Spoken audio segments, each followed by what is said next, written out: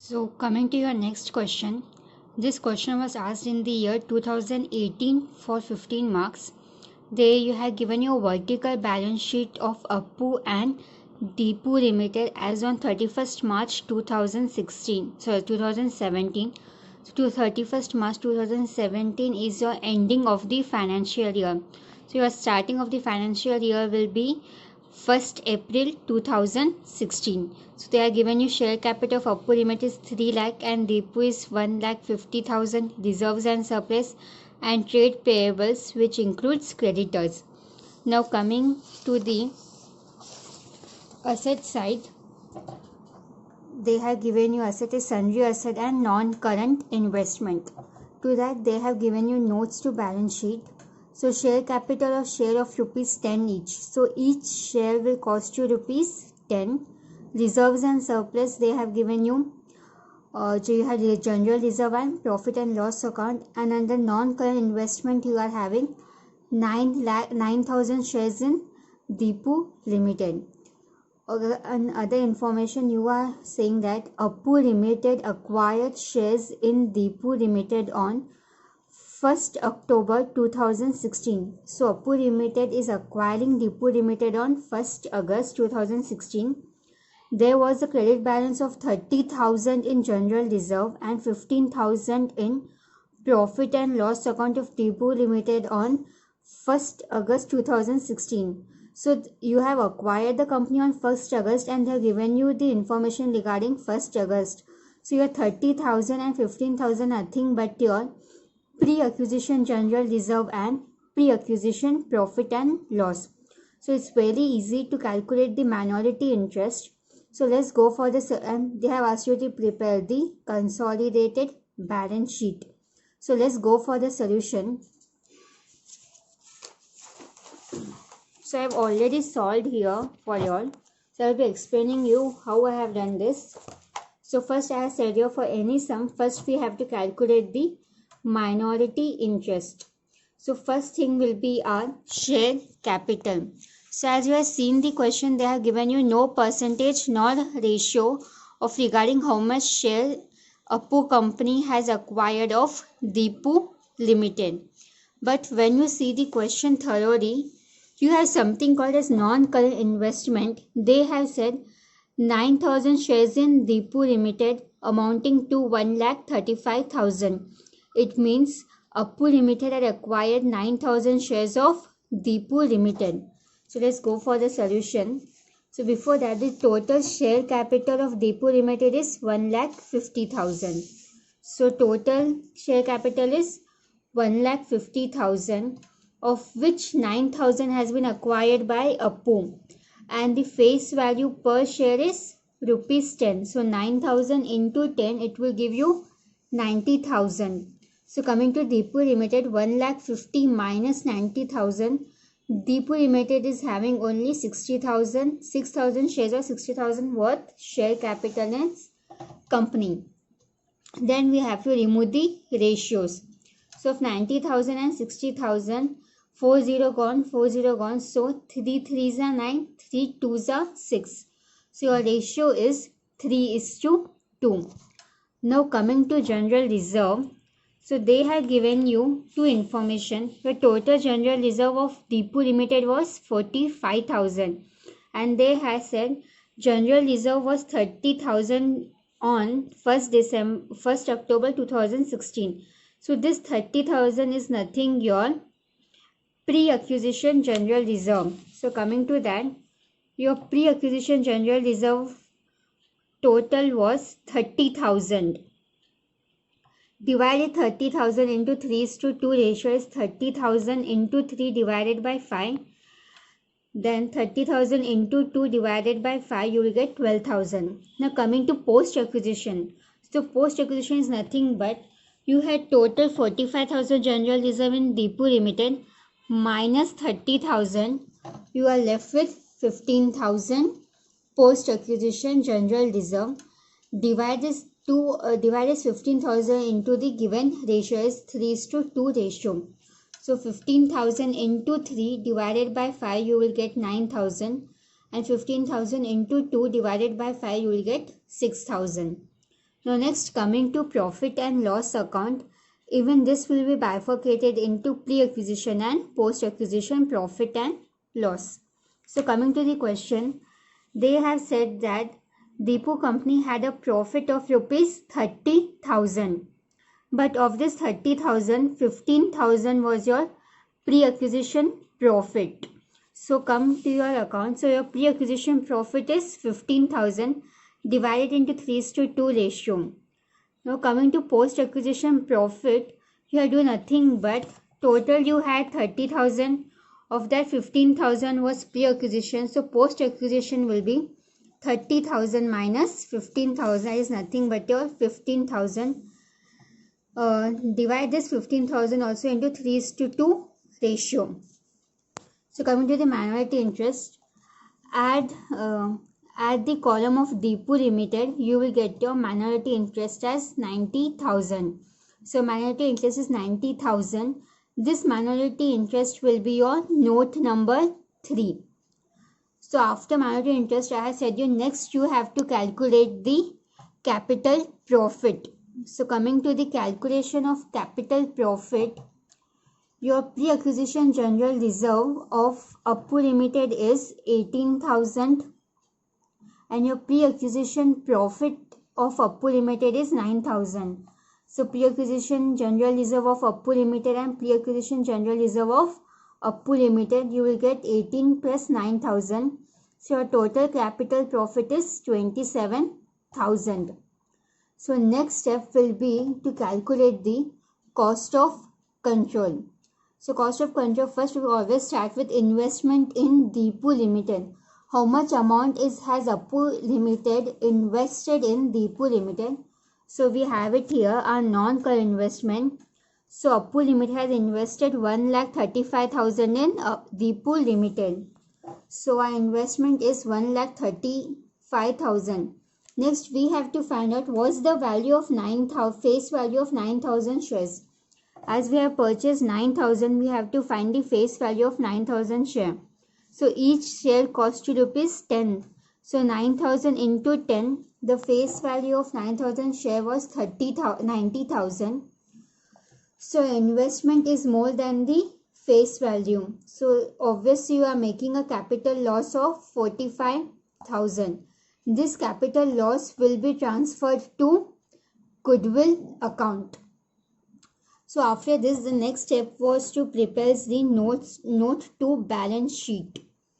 Okay, note to balance sheet. So let's start with notes to balance sheet. Our note number 1 will always be our share capital. I am writing a shortcut. You have to write in full form in the examination.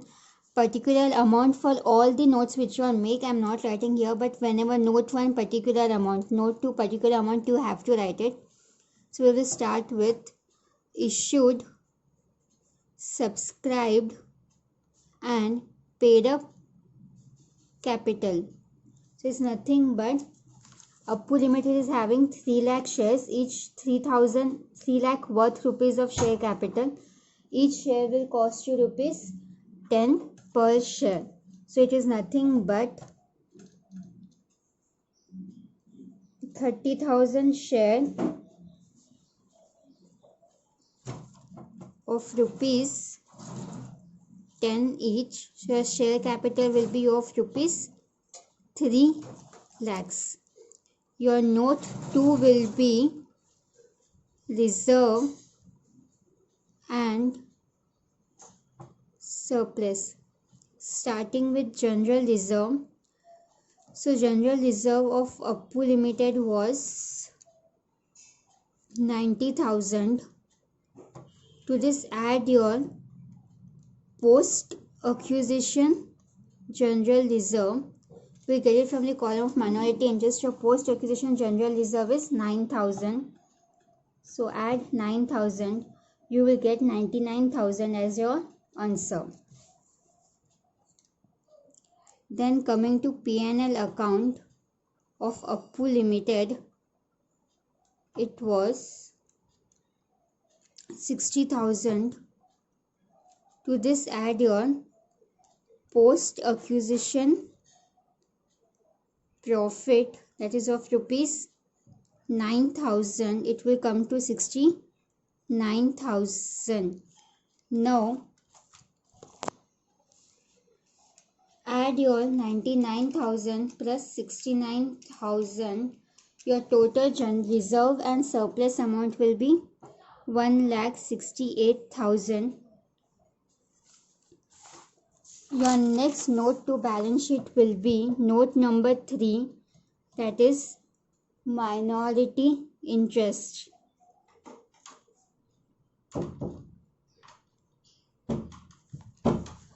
So we are going to just copy same way we have done the minority interest, but we'll take only of column of Deepu Limited. So first, that is share capital of minority interest or Deepu Limited was 60,000. Then coming to general reserve, pre and post acquisition was 12,000 and 6,000. Total it is 18,000, 12 plus 6,000. Then P&L was pre and post acquisition again. It was 6,000 and 6,000. So total 12,000. So 16,000 plus 18,000 plus 12,000 will amount to 90,000. So minority interest is 90,000. Coming to note 4. So you have to see your question, what will your note for. So here we are done with share capital, we are done with reserves and surplus. Next is current liability, that is trade payables. So your note 4 will be always trade payable. It will depend upon the question. So you are having creditors under that. So Appu Limited and Deepu Limited.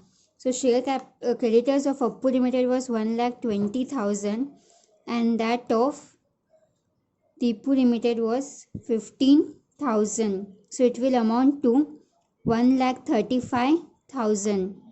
Your total trade payable is 1,35,000.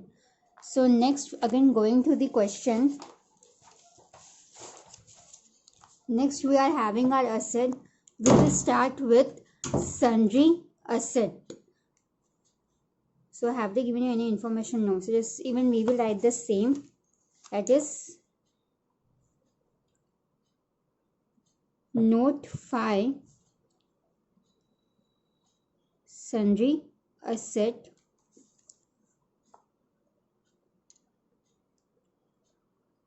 So under that we are having under sundry asset, we are having of two companies, Appu and Deepu. So sundry asset of Appu Limited is 4,35,000 and that of Deepu Limited is 2,40,000. So add it, you will get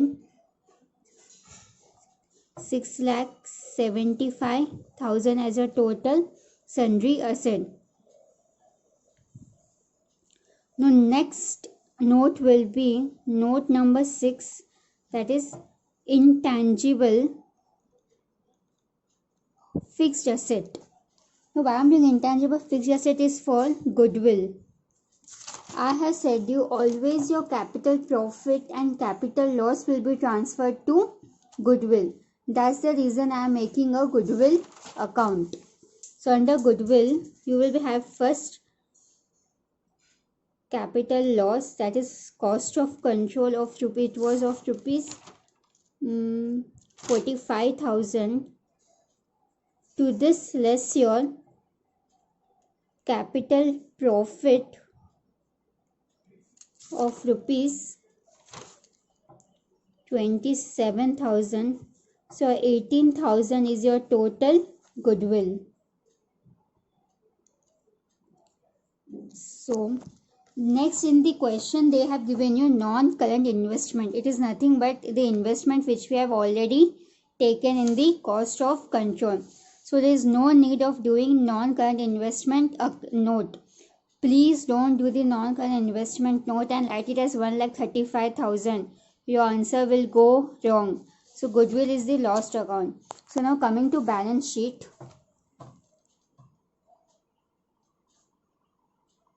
Make 3 column particular, note number and amount. It is called as consolidated balance sheet of Appu Limited as on 31st March 2017. Make 3 columns particular, note number and amount. First starting with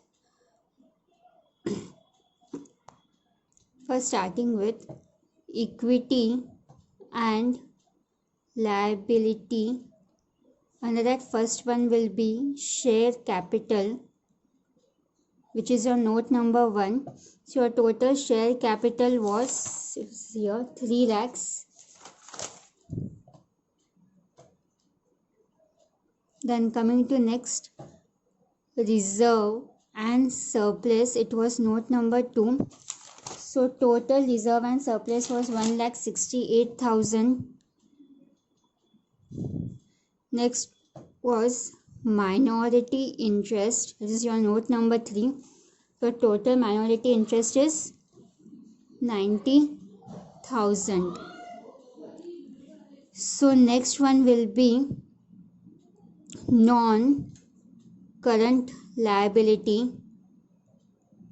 Under that you are having trade payable. It is your note number 4. And your total trade payable is 1,35,000. So add it, you will get your total, that is, add the total, you will get 6,93,000 as your total liability. Now coming to next, that is your asset. Under that, first you have your sundry asset, is your note number 5. So your total sundry asset is 6,75,000. Then you are having goodwill, which is your note number 6. Total goodwill is 18,000. Add both your assets, your liability should be tallied with asset. So 6,75,000 plus 18,000, total is again 6,93,000. That's it. So this will end your second sum, one of the important sum here. So if you remember, in last video I have solved the sum on H&S Limited, which was occurred in the year 2019. And one more similar sum we are having here, that is which had appeared in the 2017. Both the sum are similar in compared to the question, but only one difference it is, you can see here, debtors of S Limited included the amount of rupees 10,000 for supply of goods to H Limited, whereas in the next question, which had appeared in 2017, they have said that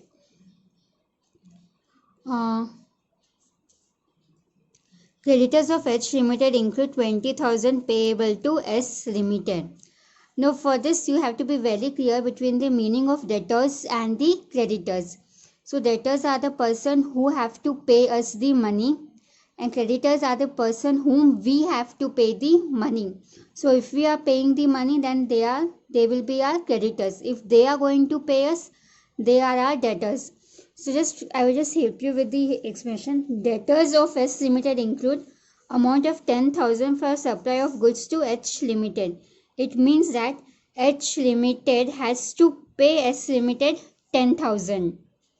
Now if you see here, they are saying creditors of H Limited include 20,000 payable to S. So if you see the term here, it's also same, that the H Limited has to pay S Limited 20,000.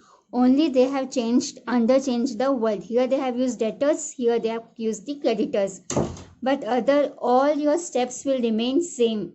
All addition, subtraction will remain the same. Only the amount will change. That's it. So once you solve the first sum, you can go for this sum. So that's it from the holding company. This will complete your portion for corporate accounting. I know you will say that banking accounting is remaining, but to be frank, banking accounting is very lengthy chapter. So it's better you keep that in option, and it's very prone to make mistake in banking company account. So better you practice all the 4 chapters thoroughly. You all will be, if you're very perfect with your accounting, you all will fetch your 80 out of 80. Most probably for your case study, they are going to ask question from liquidation. So I request you all to please practice thoroughly liquidation. And another easy chapter is goodwill, so calculation of goodwill and value of shares. Then you go and go for amalgamation and holding company. So that's it. All the best for your examination.